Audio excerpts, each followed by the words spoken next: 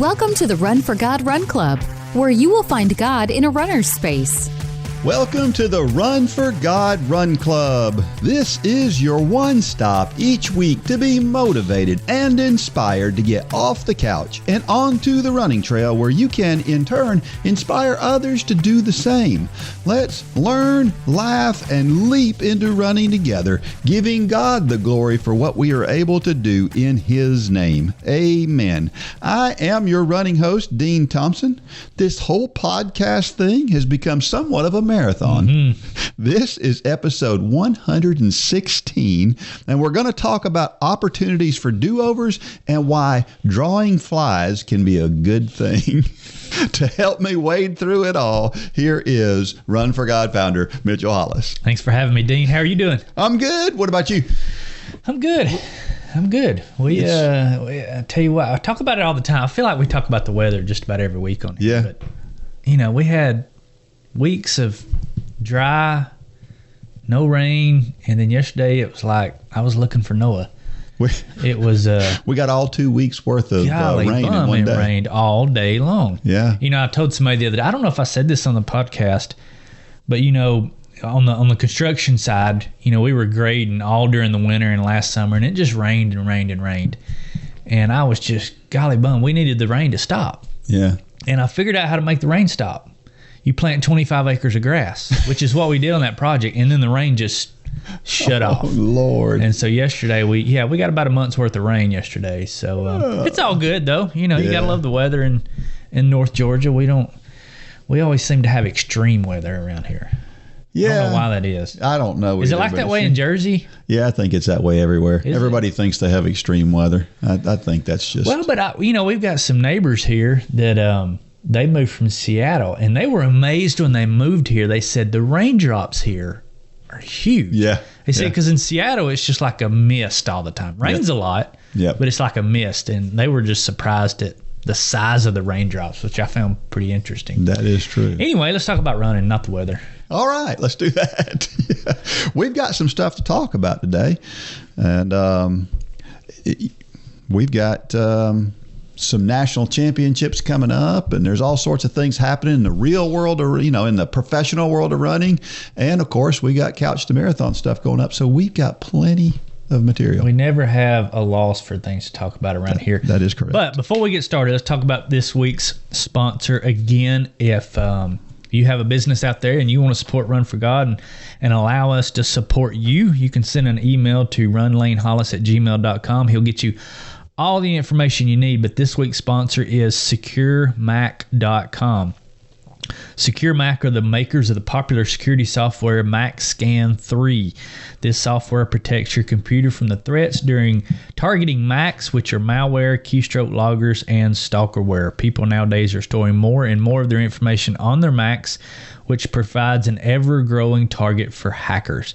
Secure Mac has been educating users about security and privacy for over 20 years now. They even have a podcast to inform users on how to protect themselves online, and they explain it in a way everyone can understand. Try a free scan today, and when you're ready to purchase, use the code RUNNER for a special discount. Protect your Mac before the hackers can steal your security, and go to securemac.com. Unfortunately, this is a business that is much needed nowadays. Yeah. It seems like, I don't know, I'm not on Facebook as much as I used to be, but it seems like just about every day I'm getting a friend request from somebody that's already a friend. Hacked. Yeah. And they've been hacked. It seems like it's more and more common nowadays. And the more and more our information's out there, the more common it's going to be, which... It wouldn't bother you as much if you're as old as me. Because, see, as old as I am and as bad as my memory is, I can't remember whether I'm friends with them on Facebook or not. So, but then you get hacked, don't you? Yeah. Isn't that how that works? I don't know how it works. I just either. Don't accept them. Right. I accept very few friend requests now for that reason. I don't know. Always afraid. Yeah. I am. So I actually had I put a bike up for sale last night. One of the kids' old bikes, and I'd heard about this scam. I think it started back in the eBay days, but I mean, as soon as it went online, somebody immediately messaged me through Facebook Messenger, and they said, "Is this still available?" And I said, "Yes." And immediately they shot back. You could tell it was an automated thing. And it said, well, do you use whatever system where they can wire us money and give me an address so my wife can come and pick it up, which is kind of the age old, that's a scam. They put the money in, they pick up the bike, and then they pull the money out. I don't know how they do it, but they do it. Yeah. And I just replied back, I said, I'll take cash in person. Yeah. Yeah, that's sad that we have to even think about stuff like that. I've heard about people selling cars that way. Wow. And they somehow put the money in. Have you heard about that? I haven't. And they do it in a way where they have like a 24-hour hold, and people don't know you can do that, and they come pick the car up. Oh, my goodness. And then the next day they pull the money back out. And there's nothing you can do about it. So that is our public service announcement for the day. Be careful if you're selling things online. For cash in person at a neutral location. Yeah, that's the best way to do it. Don't invite people to your house. Yeah. So it's crazy nowadays. And I mean, I'm glad we have people like Secure Mac here that can kind of help us with things like that. Amen. Well, this week's Facebook post comes from Rania Irvin. We've shared hers before. And this one was very interesting. It says this: 10K week 4 cross training, itsy bitsy triathlon, 200 meters, 4 miles, 2 miles.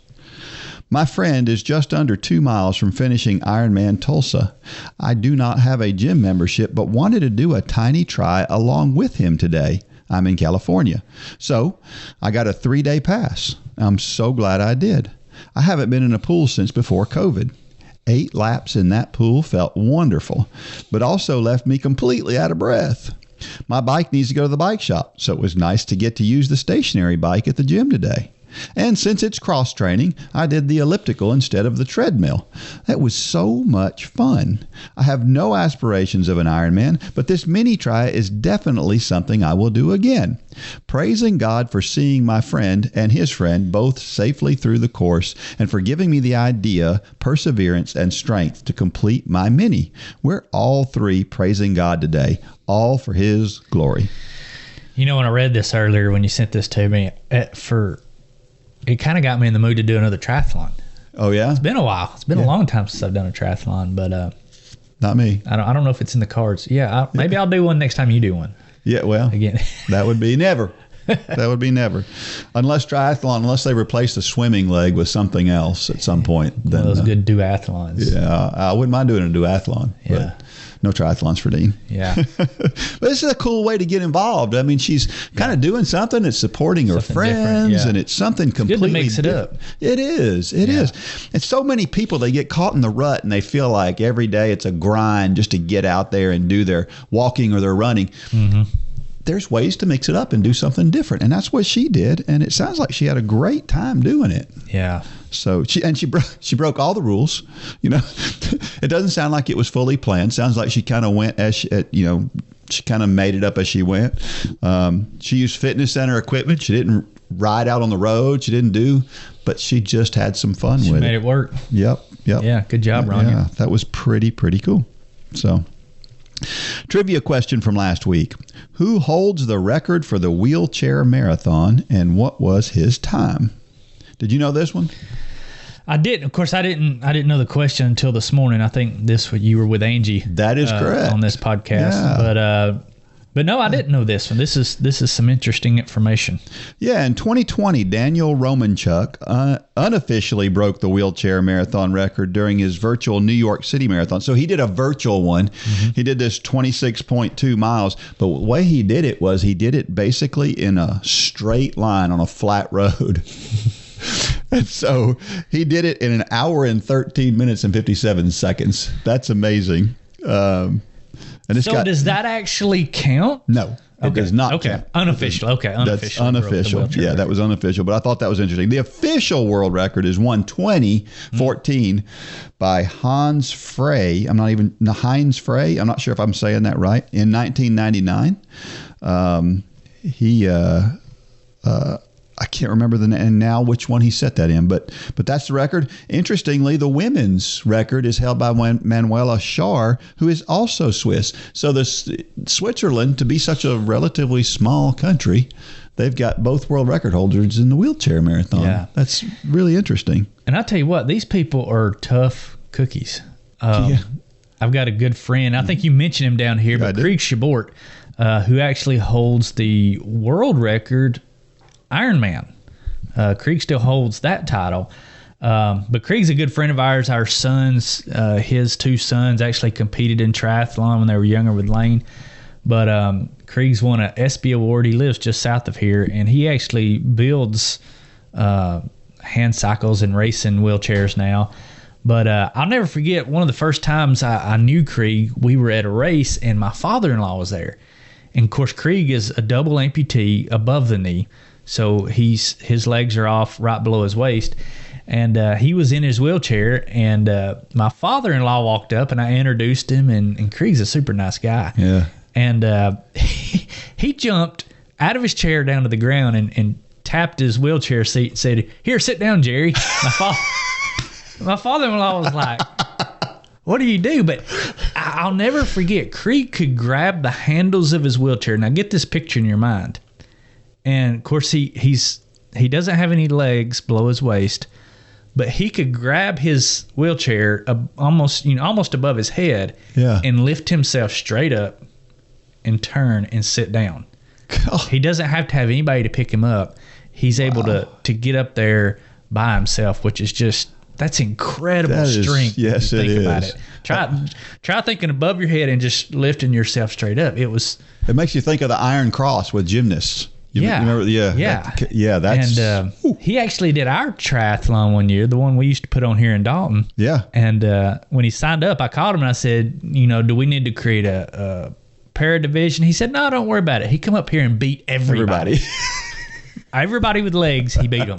And just an incredible athlete. I mean, these people are, I don't know what kind of perception people have of para-athletes, but they're some of the toughest athletes out there. I mean, they have to be.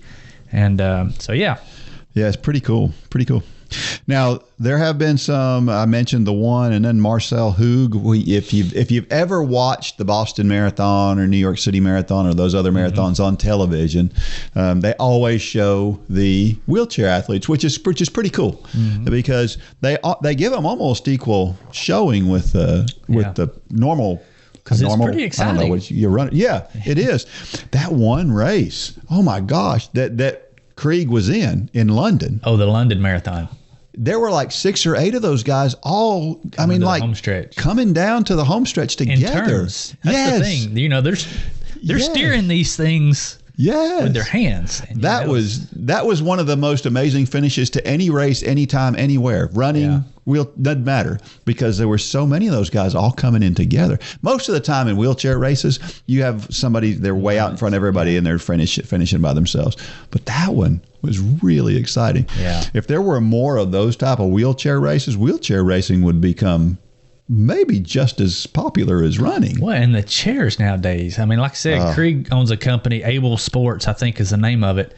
But these are not your, if you have an idea of a wheelchair in your head, it's not that. Yeah. These things are very light. Yeah. I mean, 16 to 20 pounds. Yeah. Yeah. They're about $10,000 for a nice one. Yeah. Or that's more for the chair, but now they're putting, $6,000-$7,000 set of wheels on them. Yeah. Carbon wheels. Yeah. So they'll have 16-18 grand in one of these things. Yeah. But yeah, it's like a NASA. You would think NASA designed these things. Yeah. The way they're aerodynamic now, and it's a lot like bicycles. Yeah. Really. Same thing. Yeah. Yeah. Just adapted for something different. It's pretty cool. These guys too, when they train, a couple of athletes that I think about when wheelchair athletes, I mean, they go out and they train like we do as runners or walkers. I mean, they go out, they do long runs, long rides. They do intervals. They do the same things that we do. Yeah. And I don't know. You don't think about that, I don't think. I think about it too with walkers, competitive walkers. They go out and they do those things. I remember back several years ago, I got a chance to meet and talk to a walker from Judson University. Matter of fact, she just competed in the United States Championships and was like 7th or 8th. And they do the same thing. Right. And it's hard to picture that. Yeah. Because I've never seen anybody doing it. Yeah.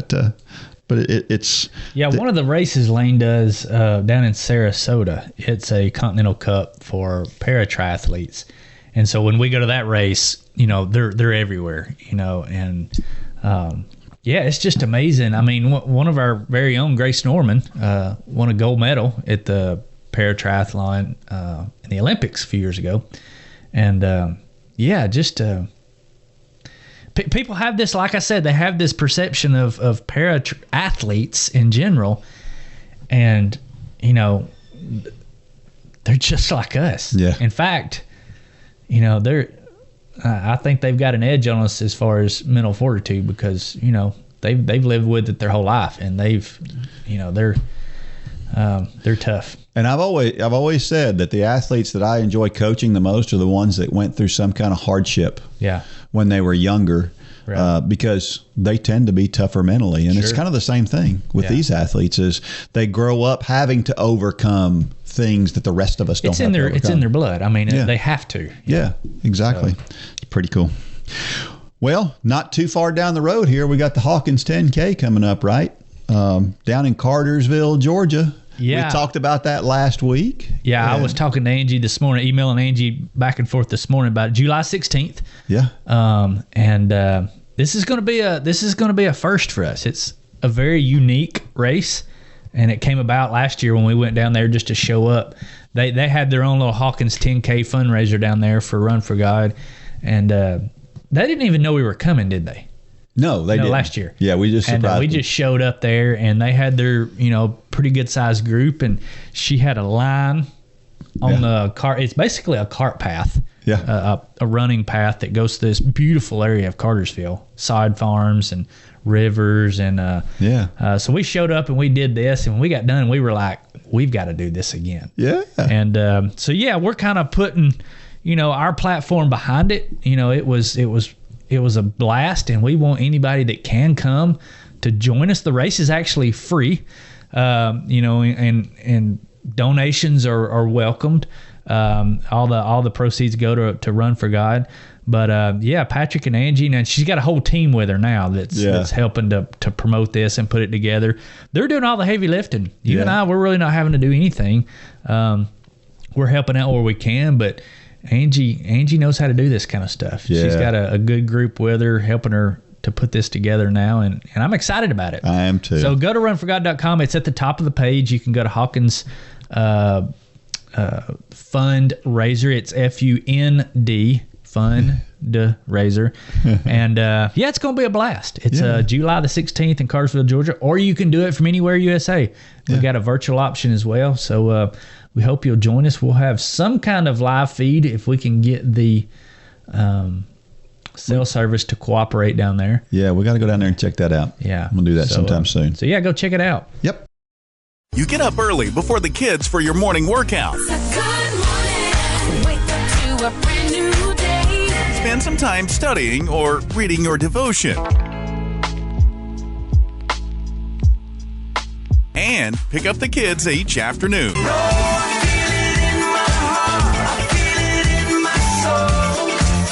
Whatever the moment, J Radio has you covered. Get your account at jradio.com and download the app in your app store. J Radio, music for every moment.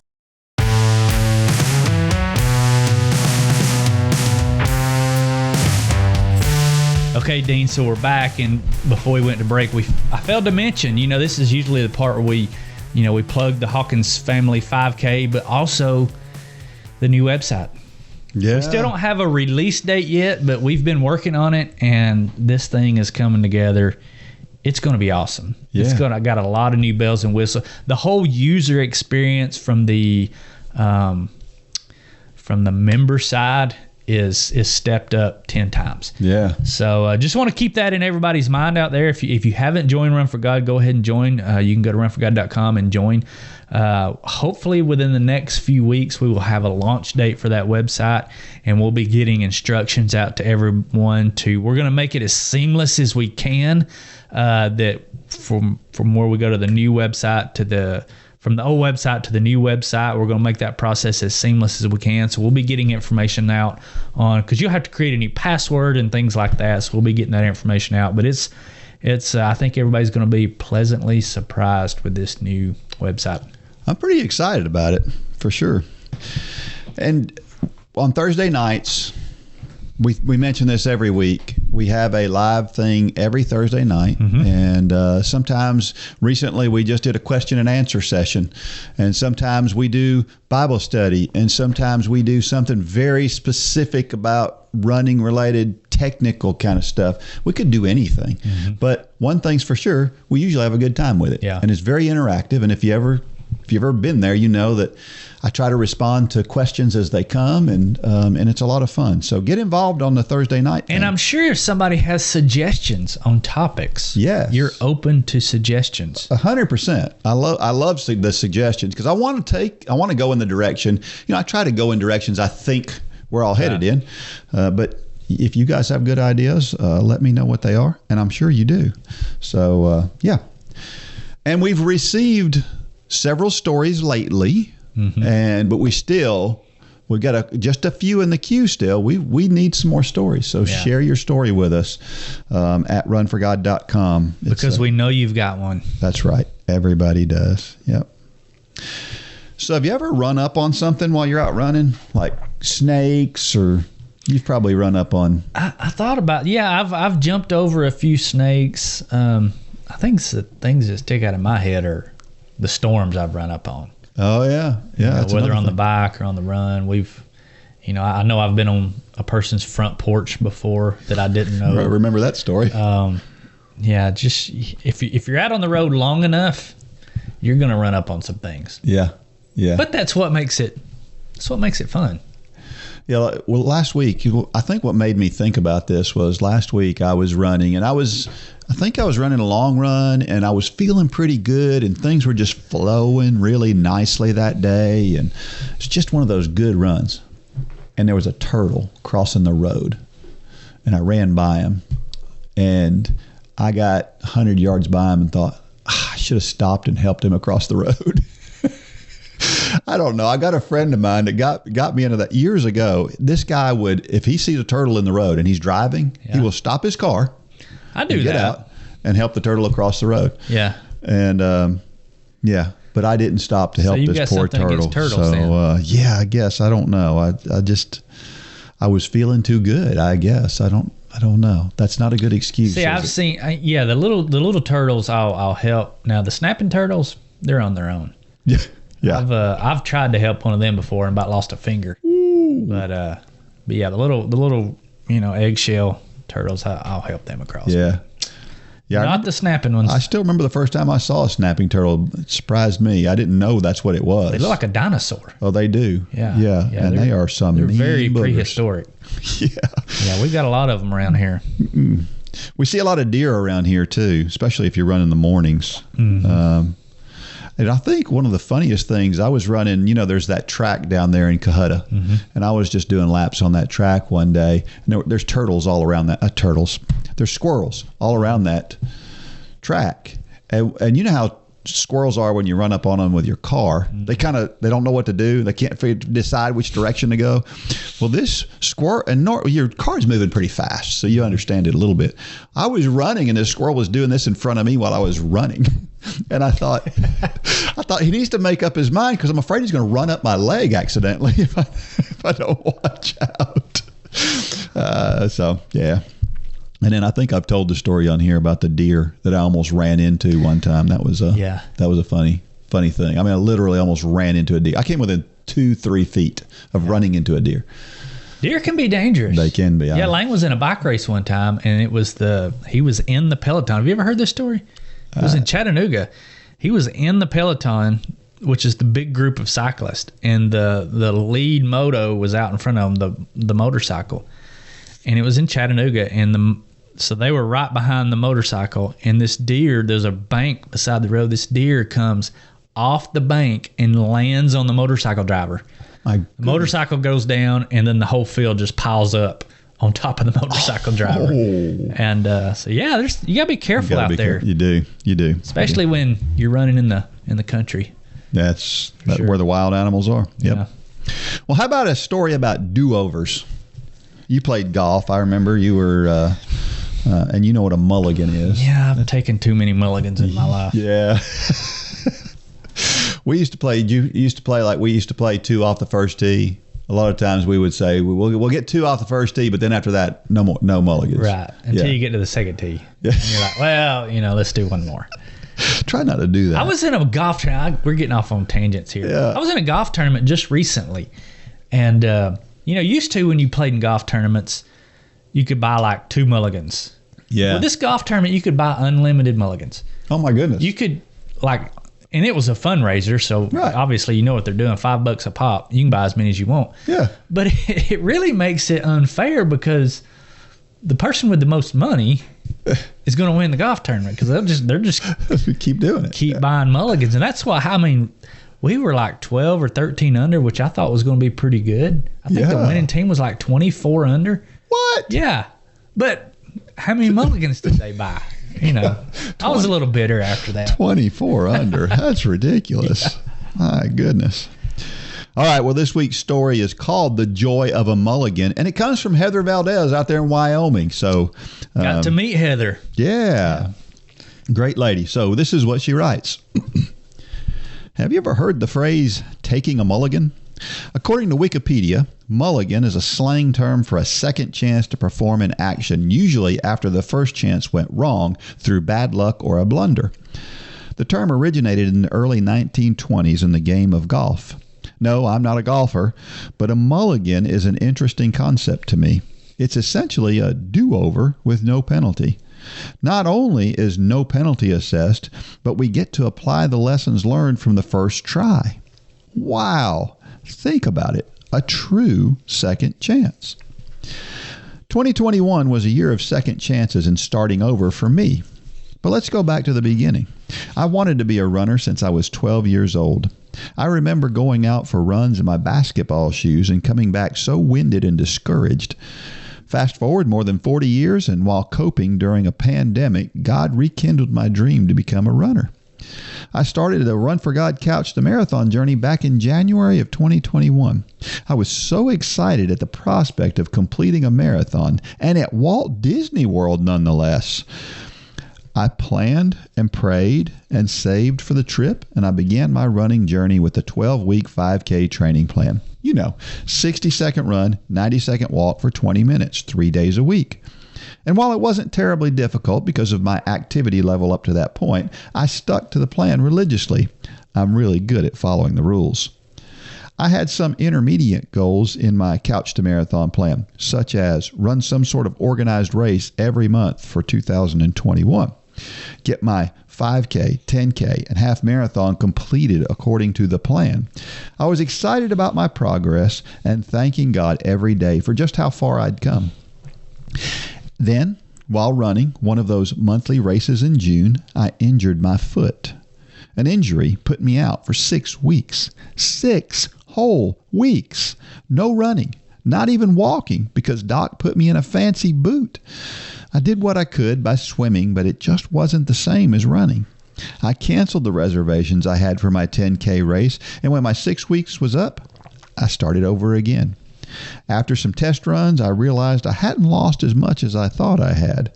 God had used the time not running to strengthen me. No, not my running muscles, but my trust muscles. He had a plan, and my taking a 6-week break and starting over was part of it.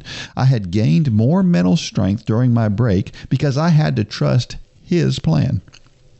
While I hadn't lost that mental grit, I was physically about 12 weeks behind the original plan. It was okay because God had a plan. I kept training, not for a marathon in January, but for a half in December. Little did I know that God was preparing me to have yet another pause. I felt God reassuring me day by day that I was right where He wanted me to be.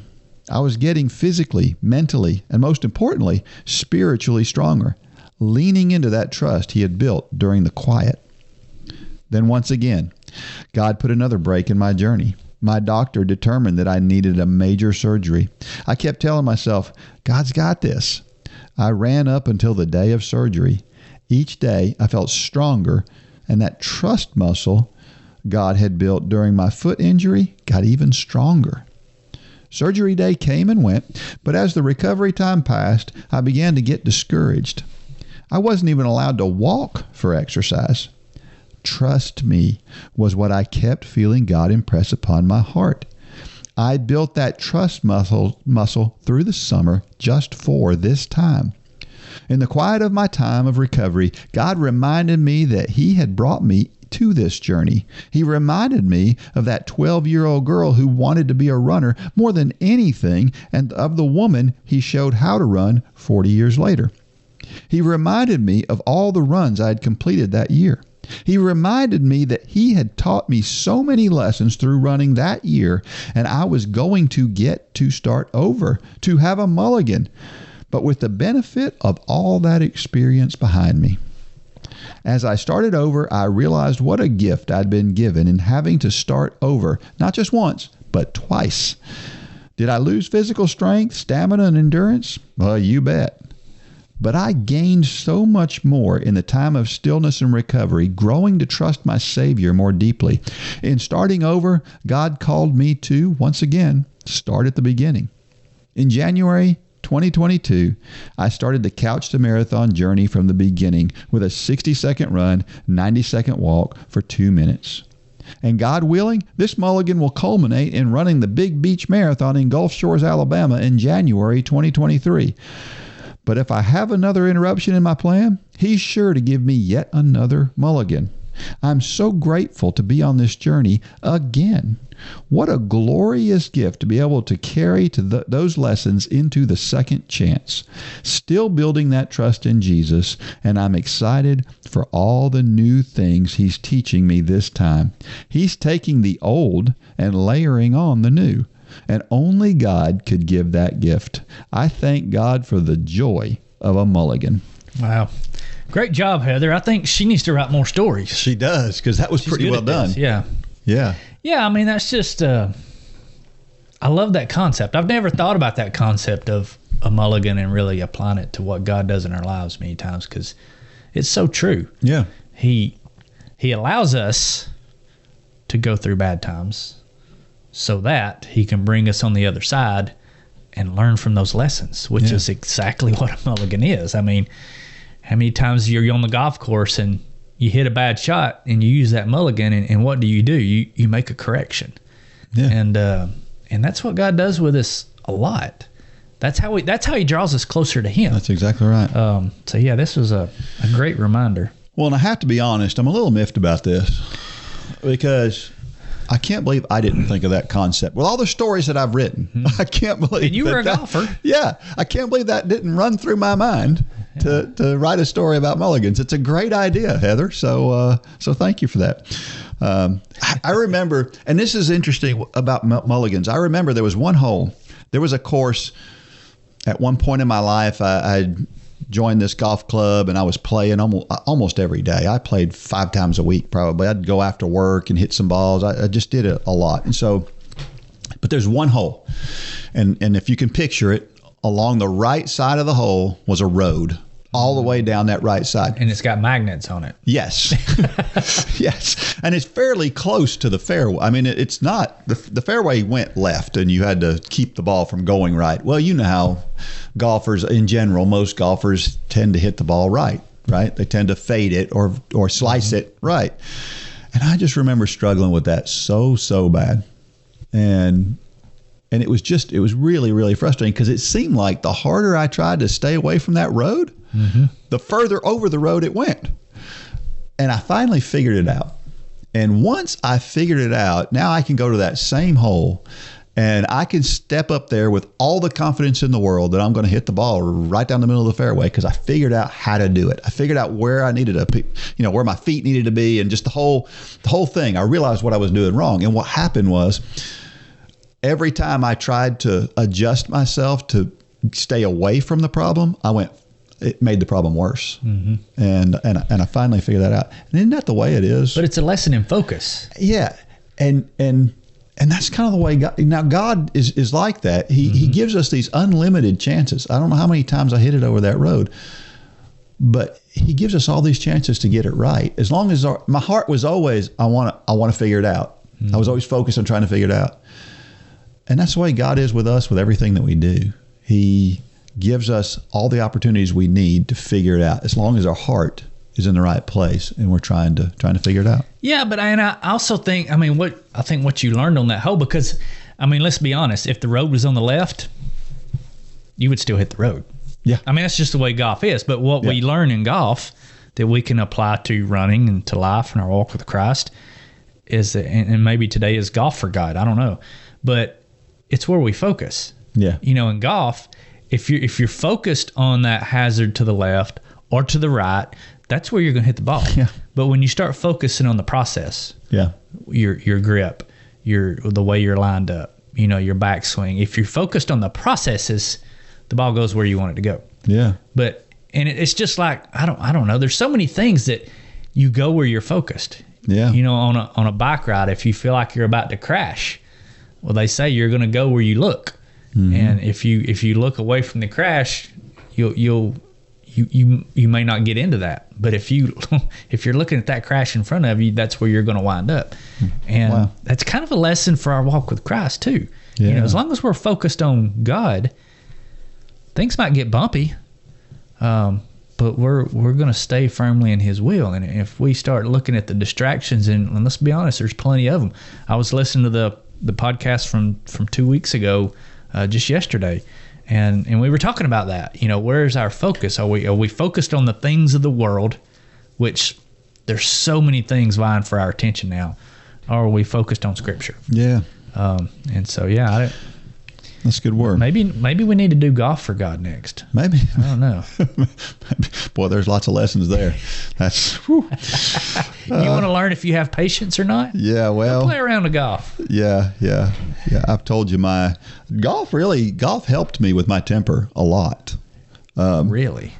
Yes, it did.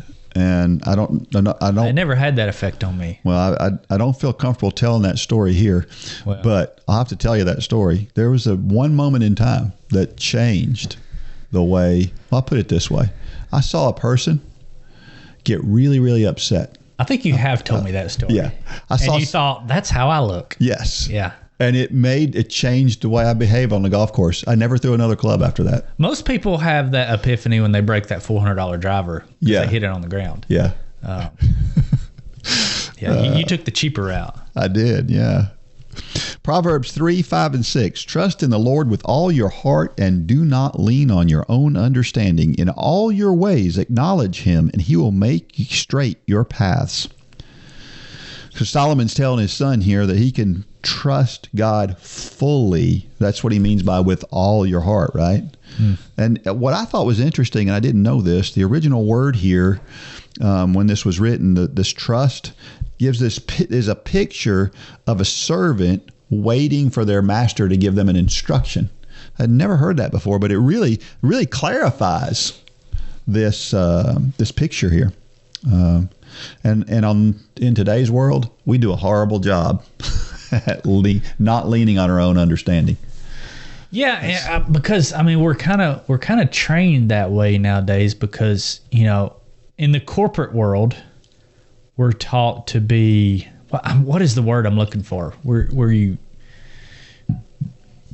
assertive. Assertive. Yeah. We're taught to be assertive, and we, as an employee,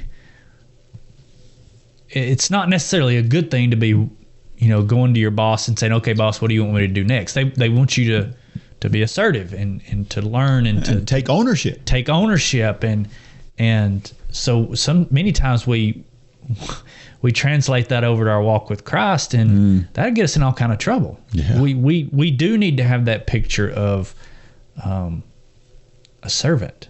Yeah. And not assertive, being a servant. And, we've talked about the street lights before.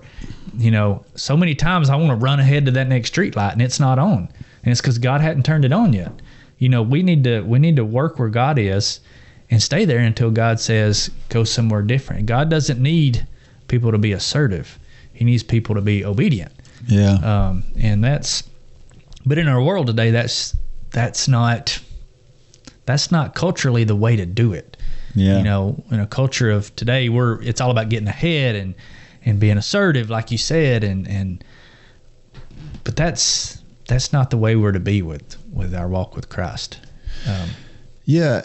We also, in this day and time too, we tend to, a lot of times, even when things, I think about it in politics, we're not going to talk about politics, but a lot of times we do something and we have good intentions of going in the right direction, and then we don't go in the right direction. Mm-hmm. And what do? We feel like, well, if we just try a little harder in that direction, we'll fix it, right? And the truth is, we need to not go in that direction. It's kind of like that briar patch we talked about. That's exactly the same thing. We just keep plowing through the briars, and if we just stop, turn around, and get some direction from God, and go back to God's way, then we'll be fine. But for some reason, we like getting caught in those briar thickets and just trying to, because we're so smart, keep pushing through. And it's there's a better way. Yeah. Isaiah 43:18 and 19. Remember not the former things, nor consider the things of old. Behold, I am doing a new thing. Now it springs forth. Do you not perceive it? It will make a way in the wilderness and rivers in the desert. The thing that strikes me here is that the verses prior to these, it's telling us to remember the past, right? So he says, remember the past, because, the Red Sea and everything that happened at the Red Sea was a big deal, right? And it's very important to realize that God moved in our lives. And now here he's saying, don't remember the former things. So it's interesting. And of course, it's the difference is obvious, right? Yeah, I think one is don't live in the past. Don't wallow in your failures. Yeah. Because that's where many people get hung up, is they're defined by their past, and I think we're not to be defined by our past. Our identity is in Christ, but we do need to remember where God has, helped us through situations and helped us navigate through certain situations. But we don't need to go live there. Yeah, we don't need to live in the past. We need to look at the past, but continue forward. Yeah, and that's why God gives us brains and choice and free will, and he gives us these things so that, because he wants us to follow him willingly. Sure. And so that's why he gives us this discernment about when should we be looking back and how should we look at what we look at when we look back. And right. I think I love this. I'm doing a new thing too. How often do we get bogged down with, that's not the way we do it? We talk all, that's not the way that's done. I watch, my wife and I do different things, and whenever she inevitably does things differently than I do them. And I watch her and I so want to get in the middle of it because she's doing it different. And in my mind, but she's still doing it right. Exactly. But in my mind, I'm thinking she's not doing that right. That's the first thought that comes through your mind. And then you see and you go, oh, okay, that works too. But our first thought is always, that's not the way we do it. Right. And God is all about new things and going in a different direction. It's kind of all about what we do here. We take people who've never run before and we try to get them to a marathon finish line. That's a whole new thing that a lot of people never thought about, right? And there's different ways of doing it. Yeah. Scripture passage, 2 Corinthians 12:9 and 10. But he said to me, my grace is sufficient for you, for my power is made perfect in weakness. Therefore, I will boast all the more gladly of my weaknesses, so that the power of Christ may rest upon me.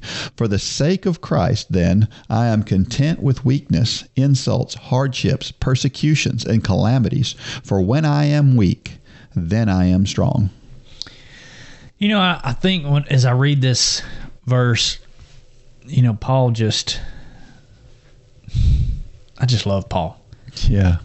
I think this is the true picture. In our walk with Christ, when we start to take on this understanding, is true wisdom. Yeah. I don't think for a young, I think the difference between a young Christ follower and one who has been at it for years and is steeped in the Word, this is the difference. Yeah. Because this is something we don't gain day one in our walk with Christ. It takes it takes hardships. You don't know it until you've been there. And that's so hard to explain to, like, for instance, the youth, when we work with the youth. This is a concept they just can't grasp. Yeah. You know, when they're early in their faith. But, you know, now 44 years old, and I know there's people listening to this thinking, well, he's just a youngster. Yeah. My hope is that when I'm 65, I'm going to know this even all the better. Yeah. But today, looking back on when I was 25 and walking with Christ, I didn't understand this. Yeah. You know, I didn't fully understand it. But today, I can look back and I can thank him for the hardships in my life, when during those hardships I was saying, why, God? And so, and today, when I have hardships, there's still a part of me that says, why, God? But there's also a huge part of me that says, I know I'm going to learn something here. I know God is going to work all things for his good. And maybe in 20 years, I don't even have that thought. I don't know. You know, but this is the true picture of wisdom, I think, in our walk with Christ. Yeah, we're so often, when we're younger, here's what we do. When we're younger, we spend a lot of time thinking, why doesn't God just take this away from me? Mm-hmm. Rather than, okay, what's God trying to teach me as I go through this? Which is what we tend to do as after we're become more mature in our walk with Christ. But at first, it's like, well, I don't understand why you want to put me through this. And then, of course, we learn. Mm-hmm. But I think that's the difference in mindset from being a new Christian to being following Christ for a long period of time. Is the more you see it, the more I think you go from, why, God, why did you put me through this? Why can't you just take this away from me? To, okay, God, what are you trying to teach me? To where Paul is here. Thank you, God, for giving me these hardships, because I know on the backside of this, there's value in it. Yeah, and I think the wisdom really, I guess it kind of illuminates itself the brightest when, and I hate to use the word persecuted for us, because there's so many people around the world that we don't know what persecution is. But when our faith is tested by people, I think that's where our wisdom shines the brightest. Because just even in this ministry, early in this ministry, I remember people would, just lash out at us on social media and things like that. And my first reaction was to just go back at them and argue with them. Mm-hmm. But now it's not. It's a much more tempered approach, because I understand how God wants us to handle these situations. And early on in this ministry, it was a lot of how does Mitchell want to handle these situations? Yeah. And that comes from years of having these comments and things lofted at us from the other side. And I don't know. I'm not wise yet, but I think I'm wiser than I was 20 years ago, or even 10 years, 12 years ago when this ministry started. And, that's comforting the older I get, but that's also something that we need to pour into that younger generation and help them understand this concept. We help them understand, but they're not going to get it till they go into those valleys, they go into those hardships, they go into that, they have that persecution. They're not going to fully get it, but we need to be doing our part as older and wiser to be pouring into that younger generation. I don't know if that makes sense or not, but it makes perfect sense, and it's a really good analogy. And I think about how I want to get to a point. I'm the same as you. I still want to occasionally lash out, and but I'm wiser as well. It's a lot easier for me to let things go now than it used to be. But where I want to go, and I'm sure in your heart where you want to go, is I want my initial response to be compassion for the person who's lashing out, because something caused that. And there's probably pain beneath that negative statement, or that statement that's meant to tear you down, or whatever. And I think that's the thing that has changed the most about me, and I feel like for you too, is we have a different lens now, and we can 90% of the time when people, or 95, or maybe all the time, when people lash out at us, it's really not at us. Yeah. In fact, it's at God. I think Scripture is pretty clear that it is not about us; it's about Him. But there's always something deeper there. That's the thing that when I run across people, not necessarily lashing out about this ministry, but just lashing out at us in person, whatever it's about. If it's a waitress that's just in a bad mood and, they're taking it out on you or whatever it is, it's like I can see that now. I can see that almost in their eyes, there's something going on, whether it's at home or whatever, they don't have that relationship with Jesus Christ. And it's almost like God has given us that ability to see that now in people and know that this isn't about me. Yeah. This is not about me. And if it's the faster you can remove yourself from those situations and realize this is about them, this is a spiritual battle going on in their life, then God can really use us. Yeah. But when we insert ourselves into these situations and it's about me and, God, we're not a very good tool for God to use when we're there. That's true. I found this quote from Alexander McLaren. He was a European minister back in the 1800s, which I really liked. And kind of looking at he said, "Ministers of the gospel especially should banish all thoughts of their own cleverness, intellectual ability, culture, sufficiency for their work, and learn that only when they are emptied can they be filled, and only when they know themselves to be nothing are they ready for God to work through them." I thought that's a great quote for this whole idea and the direction that we should go and the way that we should think about it. Now, he's talking about ministers, but that we're all ministers. Yeah, I mean, think about all the things that we think. So when somebody lashes out or says something, and you want to lash out back, we think we're justified.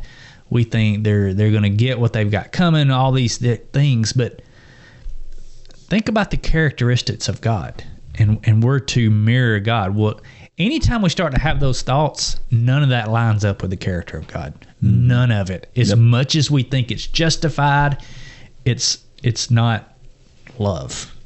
At the end of the day, if it doesn't show love, compassion, grace, mercy, all those things.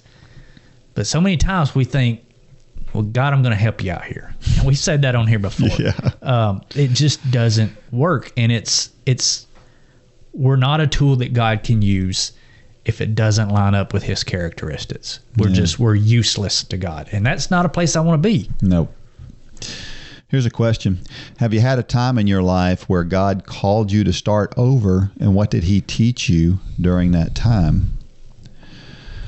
I can't help but think about I went a whole different direction when I started with Run for God. That was completely different than I'd ever done before. And that was there was some of this pain in the middle of all of that. But God has taught me an awful lot about my direction, my attitude, all of these things that we're talking about here, the compassion, all of those things, they've gotten better. The things that I struggle with, we talk all the time. If you're not patient, well, how's God going to help you with patience? He's not going to give you patience. Right. He's going to put you in those positions. And God has done that, but He's done it in such a loving and gentle way over the past 5 or 6 years. And I think it's just amazing to watch God work. I don't know what else to say about it. Another question. What lessons has God allowed you to learn so that you could apply them to a time of restarting? I think, as you were just talking about in the first question, when we started this ministry, I kind of left a career that I'd been in since I was a kid, the building industry. And as of the past few years, He's kind of allowed me to come back to it in a very limited capacity. But I think He's given me a different perspective on what I used to do. before being in that field, it was all about, making money and getting ahead and all these different things. And now I'm back with some of the same people, like I said, on a limited basis, but my perspective is completely changed. It's like, it's almost like that's a mission field now. Yeah. I look at people completely different. When I hear the way people talk now, I don't look down on them, but it's completely different. I mean, I don't know how to explain it. Some of the people I work with now, my desire is to see them to come to know Christ. Yeah. And that's not done with me preaching. Yeah. That's done with me using the tools that God has given me now to live my life different, to set myself apart, not better, but to set myself apart and to be different than everybody. And my prayer is that is what I'm doing. Yeah. I think it's a different perspective on the same atmosphere that I used to be in. Yeah, that's interesting. We had an interesting thing happen on our Dalton State cross country team. We had a girl, she's a freshman, and she was accused of plagiarism. Now, you got to understand, this girl was a 4.0 student in high school, great student, great person, just a pleasant person to be around, just somebody you would never think would ever cheat under any circumstances. And she didn't cheat in the true sense of the word. In other words, she didn't intentionally do something wrong, but what she did was wrong. Mm-hmm. And her definition of plagiarism, the teacher's definition of plagiarism, was different than I've ever heard before. Yeah. But here's what it came down to. It came down to, how are you going to handle this? And so what this girl decided to do was, she decided to say, okay, I didn't do it right. She went back to the teacher and she said, I want to do this right. And I want to rewrite this portion of the paper that there was a problem with. And the teacher said, well, I have to give you a 0. And she was like, that's okay. I'm going to do it because I want to do it right. And she did it, and she turned it in. Now, there were lots of different ways she could have responded to that. I personally didn't agree with the definition and all the circumstances, but it didn't matter. That's what the teacher thought. That's her job. And we could fuss about it, but instead she just said, let's go in a positive direction. Let's figure out how we can handle this in a positive direction. And so that's what she did. She had a hearing. I went to the hearing with her. It was, she's basically being told, you're getting a 0. This is the future of your grade is going to suffer because of this. And she just took all that and said, okay. She had to do some kind of an online class in the interim. Well, at the end of the semester, all of this came down to, she had her final. And when she took her final in this class, the teacher gave her 100 on the final. Now, talking with the athlete, she said that was not a paper that was 100. It just wasn't that good. And what I think the clear picture was, because she did all this stuff and didn't put up a big fuss about it, the teacher was looking for ways to help her. At the end of the semester, she wound up with a 79.7 grade point average, and the teacher gave her a B. She thought surely she was going to get a C, by going into the final, and she wound up with a B, and which is still not a good grade for her because of her history, but it was a great way. She learned so much about how to handle. She taught me things about how to handle adversity when things don't go right. How do you respond to those things? What a great way to set her up for her future when she gets into situations that are uncomfortable, right? Yeah, it's a good lesson that while there may be times we're justified to do something, it may not be right. Yeah. It's the story of the cross. Yeah. Christ was justified to wipe this earth out. Yeah. Wasn't God's will. Yeah. And that wouldn't, to wipe the world out wouldn't advance the kingdom. Yeah. Yeah, I mean, that's a great lesson. Yeah. Last question. What call on your life has been interrupted and God is urging you to take a mulligan? I'm not sure that I just know every year. I was talking with one of my athletes recently, and she was talking about how by the end of the season, she wasn't really comfortable with a lot of things. And I was able to tell, every year is a new start. And it's very, very interesting when you have a group that you manage, coach, whatever you want to call it, to watch the dynamics change as people come into and out of that group. And it's like a new start every year. It's very interesting dynamic to watch, I think. And I think it's one of the great things about coaching high school, college, any of these teams where folks are coming in and going out. Youth sports is good because a lot of times with youth sports, it's the same way. The dynamic changes every year.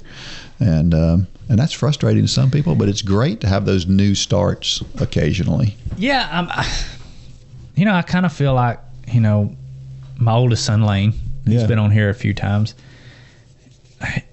I feel like he's teeing the mulligan up right now. He's had a couple years of some setbacks, heartbreaks, heartaches, a list of things that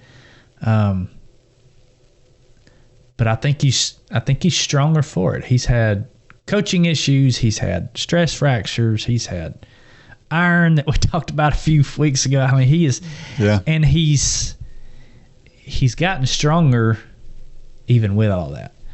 And my hope and prayer for his life is that all these setbacks that he's experienced the past few years, it's actually going to be the best things that could have happened to him. That's my prayer. Yeah, what's interesting is what Lane has done is he's taken several mulligans, but in my way of thinking, every time he takes that mulligan, he hits that thing longer and straighter down that fairway every time.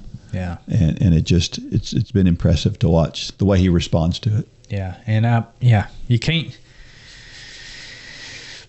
Mulligans are intended to make things better.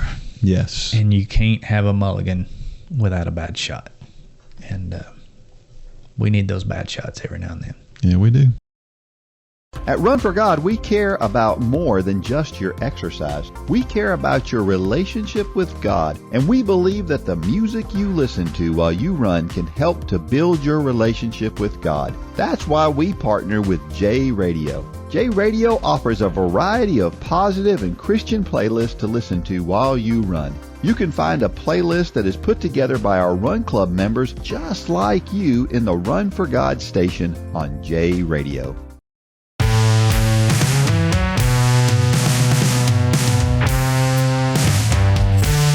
All right, we're back, and we had this really tragic event that happened recently. I guess it's a few weeks ago. We're recording this a little early, so it's been a few weeks ago. But this half marathoner collapsed and died in the Brooklyn half marathon. It was really sad, obviously, and I just kind of want to point a few things out about this. As usual, every time something tragic happens in a running event, it gets promoted as this running thing is really dangerous. And I always hate to see that because we know the benefits of running far outweigh the negatives. Now, do tragic things happen? Sure. But in this case, there's 22,000 people running in this race. It's a humongous race.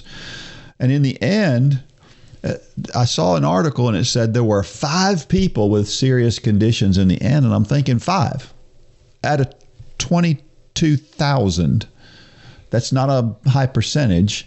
Now, 1 is too many, obviously. But it wasn't an epidemic like they made it out to be. And I don't know anything about this guy who died. Apparently he died from cardiac arrest and that he had some underlying conditions. And it just, to me, it just underscores the direction we should be headed with stories like this are get checked out. Yeah. We talked about Jim Fix on here a few weeks ago. He died because he thought he was indestructible because he wrote a book about running. Yeah. Yeah. But it doesn't matter. It doesn't matter how fit you are. You still got to get things checked out. But you're right. Okay. I mean, everybody likes to pick up the narrative that running is so dangerous. There was this guy died. And you're right. That's a tragedy. But think about if these 22,000 people just decided they were going to have a sedentary life. Yeah. Well, heart disease, diabetes, obesity. I mean, just think about all the things that would take those people out. It would be a lot more than 5. Yeah. Yep. So I mean, this is horrible. Yeah. That this happened, but it's not a mandate on this sport. It's not, Well, and context was completely missing from the articles that I read, because it had been reasonable temperatures, and then all of a sudden it got really hot and humid.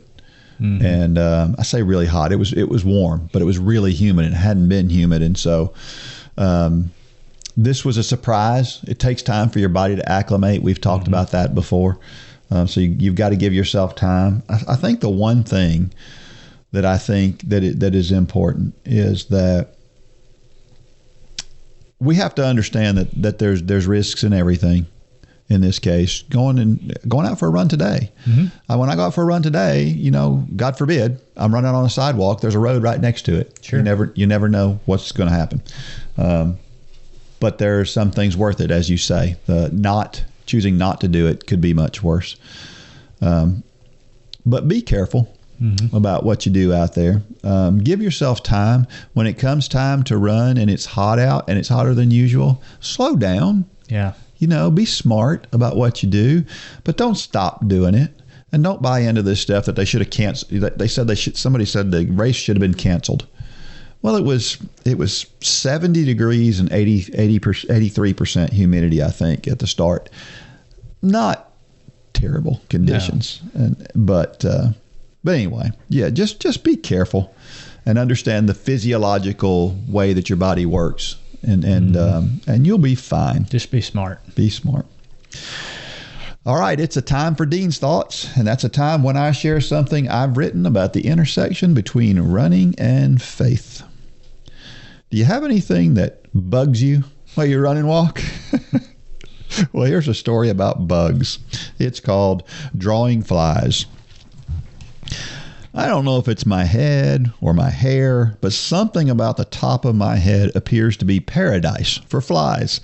They're drawn to it. I'm aware that there's a joke that could be inserted at this point in my story, but we're going to skip it. Now, they're not drawn to it 24 hours a day. As a matter of fact, the only time flies seem to be drawn to me is while I'm running. Probably half of my runs over 6 miles include some portion of time where a fly seems intent on driving me crazy. Once the fly owns in on my head, it will bang incessantly against the top of my head. Like Chinese water torture, it never stops. Over and over. Pop, pop, pop.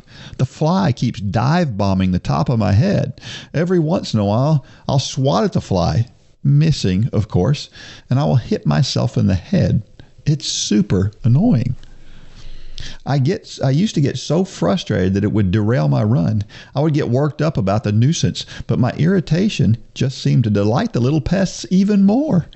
Even though I know it's coming, it drives me crazy.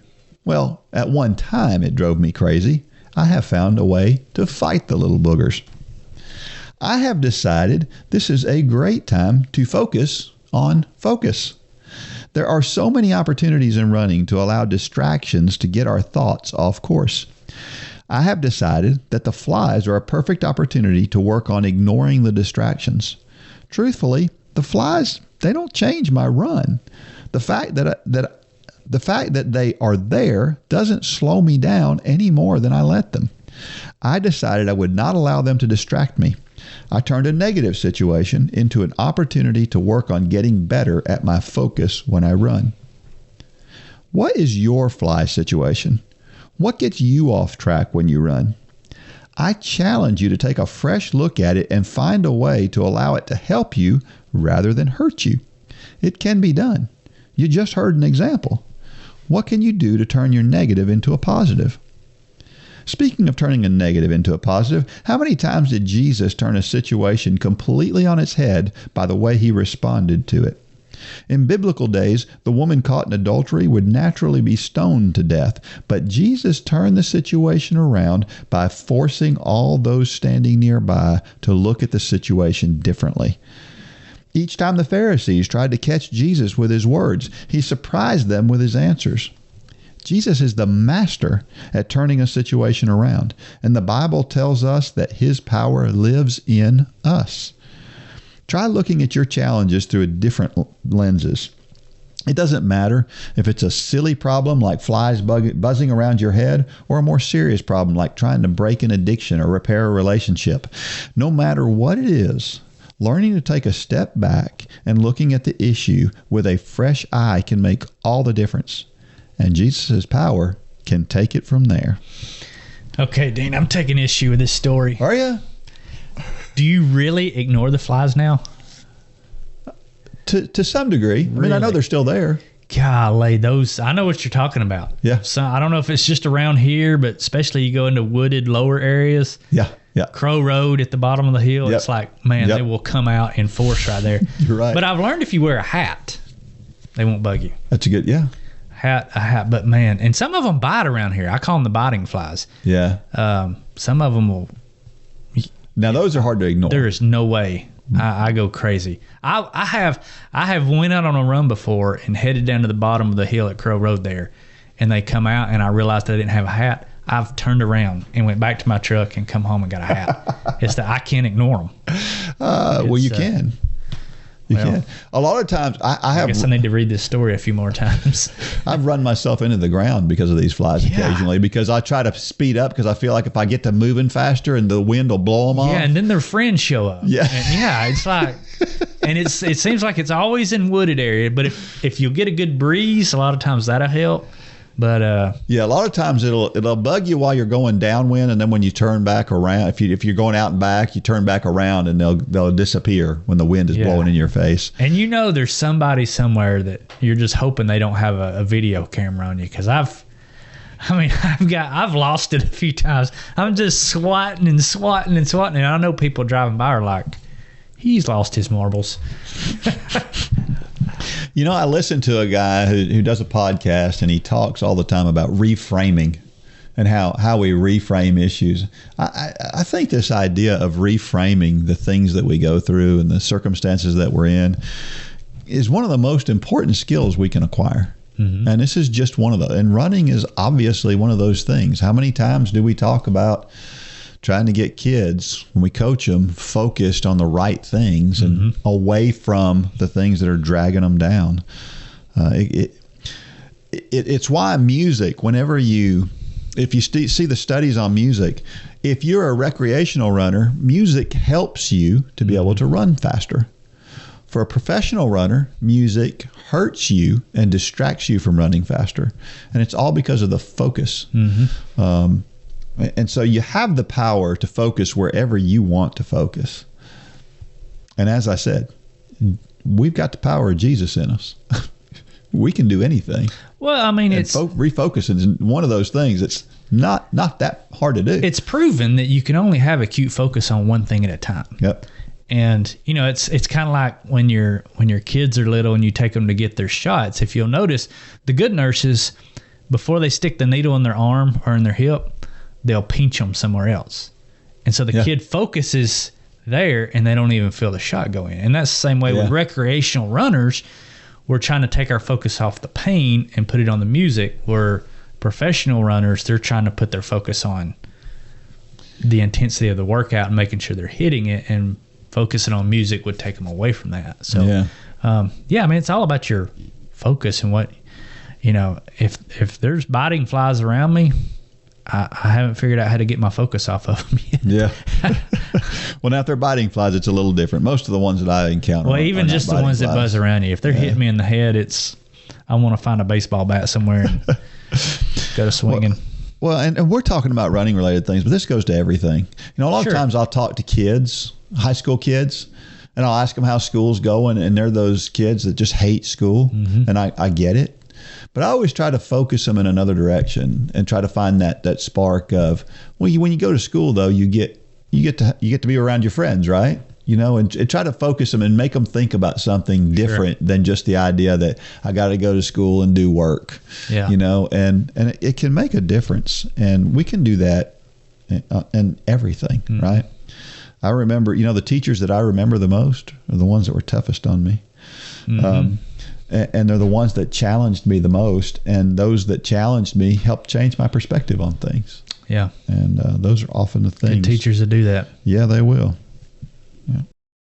Do you struggle with motivation to exercise? Are you looking for something that will challenge you and inspire and motivate you? The Run for God Run Club is just what you need to get off the couch and on your way to a fitter, healthier you. Stop trying to get into better shape and do it with the help and inspiration of thousands of others who are going through the same challenges you face. Whether you are participating in the Couch to Marathon Challenge or any of our other challenges, or you're just looking for a daily pick-me-up to get active, join the Run for God Run Club today. You can join for as little as 27 cents a day. So what are you waiting for? Get started today at runforgod.com.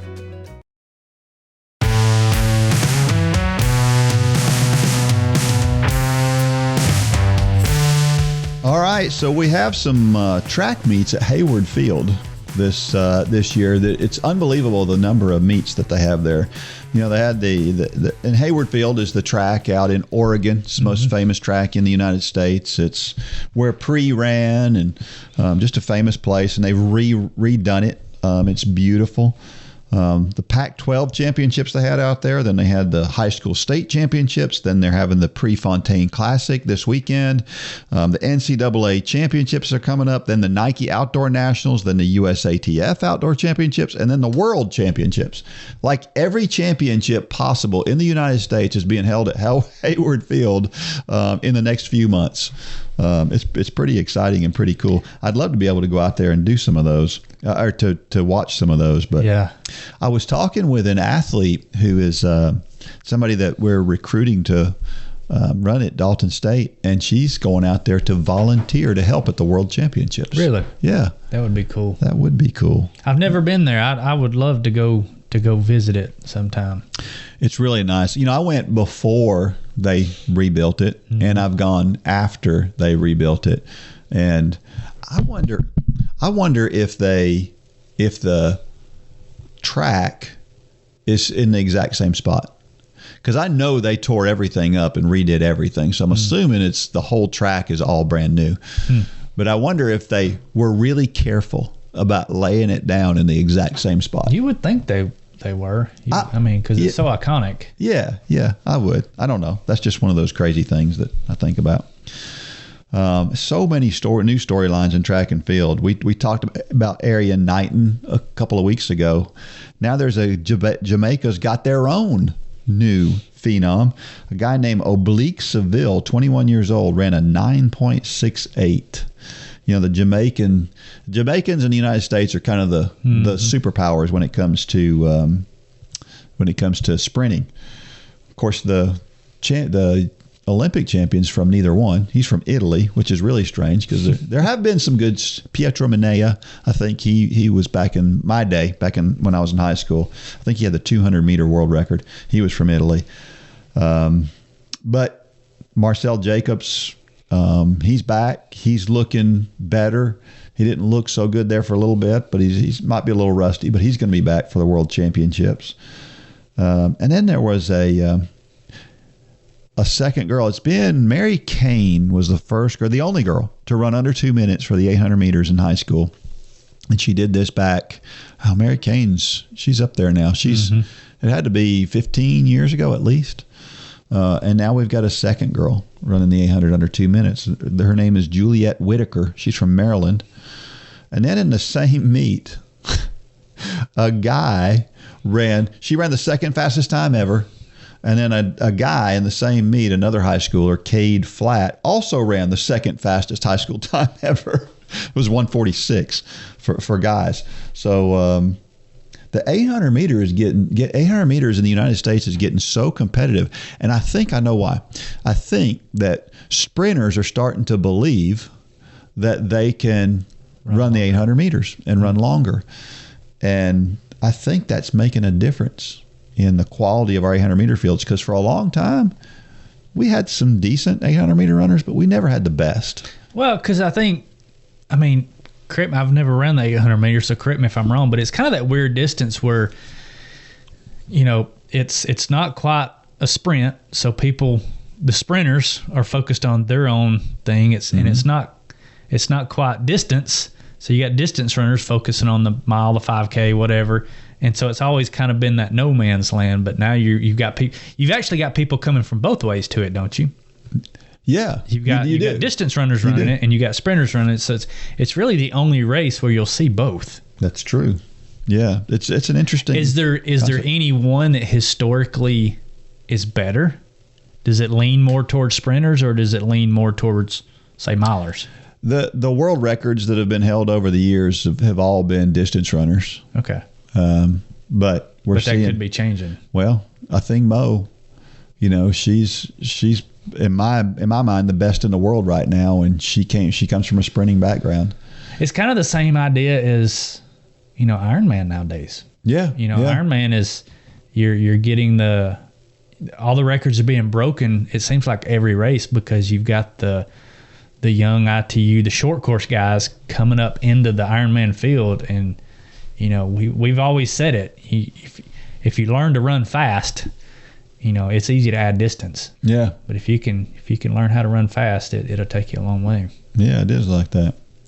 A weird thing happened in a high school meet in Iowa too. A guy named Jackson Heedish, I'm not sure how to say his last name, but he was running in the 800 meters and he got pushed down, and it was pretty violent. I mean, it was a clear infraction. It wasn't one of those things where there was just some incidental contact, and he goes down hard. I mean, he hit the ground. He rolled as he went down. People were running over him, and it was ugly when he went down. But then a little while later, he comes back and just absolutely dominates the 1600 meters. And the race officials decided to allow him to rerun his 800 meters. Just really? His, not the whole race. They let him run solo the 800 meters because the guy that had pushed him down got disqualified, and they thought, well, this is a way to rectify it. So they let him run his 800 meters by himself. And is that common? He wound up finishing third. I've never heard of it happening before. Yeah, this is the first time I've ever heard of it. It's an odd thing. I wonder, though, this seems like there could be a slippery slope here, just in my opinion. I remember a race a few years ago. It was a 7-mile race over near my house. And I ran this race, and I won the race. And I remember talking with somebody just a few minutes after the race, and he said, man, that was a great race. He said, I hope you get to keep it. I was like, what do you mean, keep it? He said, well, there's a guy out there running the race course now. He showed up late, and they're letting him run the course afterwards. Well, it was a problem with Central Time versus Eastern Time. We're right near the line, and this guy was coming from Central Time, and that's how he got off on the time. And apparently on the website, there was one spot that had the right time and another spot had the wrong time. And anyway, it wasn't his fault, I think, that he showed up late, but he showed up late. They decided to let him go run the race. And I don't know. It was a little weird feeling to know I just won the competition. I feel like if that guy was there, maybe I could have run even faster. I don't know. You don't know. Well, but I mean, like in this 800 here, that seems very odd because, I mean, especially when you're talking about a 2-minute race, I mean, that period of time, a cloud could come over the track and the temperature drop 10 degrees. Yep. Or it could start raining. I mean, the conditions, especially for a track meet, could be completely different in 30 minutes time. So, which is a huge advantage to somebody. Not saying that's what happened here, but yeah, you're right. That's a slippery slope. Yeah. I don't think they should do that. At the same time, I mean, it stinks for the person that got pushed down, but that's sport. I mean, But as a race director too, when you put yourself in their shoes, it's like they're trying to figure out what's the best way to make it right. What's the closest I can get to making it right? And so I can see while you would think those kinds of things, I'm just not sure it leads in a good direction. It blurs the lines. It does. It does, yeah. All right, we have a trivia question for this week. And here it is. Name the event that had the largest number of participants ever for an official road race. You know, we got the Peach... Of any distance? Yes. I don't know that one. We have the Peachtree Road Race nearby here, which is one 10K. of the... Yeah, it's one of the largest of any distance in the world. But there are some larger. And so check that out. And if you're the first one to answer that question and get back to me at dean@runforgod.com, if you're the first one, dean@runforgod.com, then you will win a Run Club tumbler. So get on it. Google it. All right, every week I share a reason why running is so awesome. And this is my reason for this week. It is truly international. You know, it's a way that people can understand each other no matter what the culture is, no matter what the language is. There can be a barrier there, but we understand people who run. Running in the United States is really no different than running in Europe or Japan. It kind of gives us a kind of a common language, right? And people travel all over the world to run. I know every time I've run Boston, I've always seen a lot of people from all over, all sorts of different languages being spoken. And it's kind of cool to be a part of that because, look, suffering is suffering. we all Universal language. We all do it together. All right, our motivational thought of the week is this. Comes from Henry David Thoreau. What you get by achieving your goals is not as important as what you become by achieving your goals. That's a great sentiment. Isn't that cool? Yeah, the pursuit of your goals sometimes isn't as important as the destination. I think about a college degree. When I was working in human resources, I always looked at college degrees this way. Now, if you were going to be an engineer, your college degree might be important. But in general, just the fact that you can take on a long-term project and finish it, that's really what the value of a college degree is, that we know that you can do that. And so, I think that's kind of goes back to this. It's not always the piece of paper that the degree is printed on. It's what that represents. Yeah. That's important. Yep. All right. Until next week. We are done. May God bless every step of every run and or walk. Go out there and shine your light. Good job, Dean. For more information about the Run for God ministry, go to runforgod.com. If you have questions about your salvation, click on the Peace with God tab. There's nothing more important. Thanks for joining us today.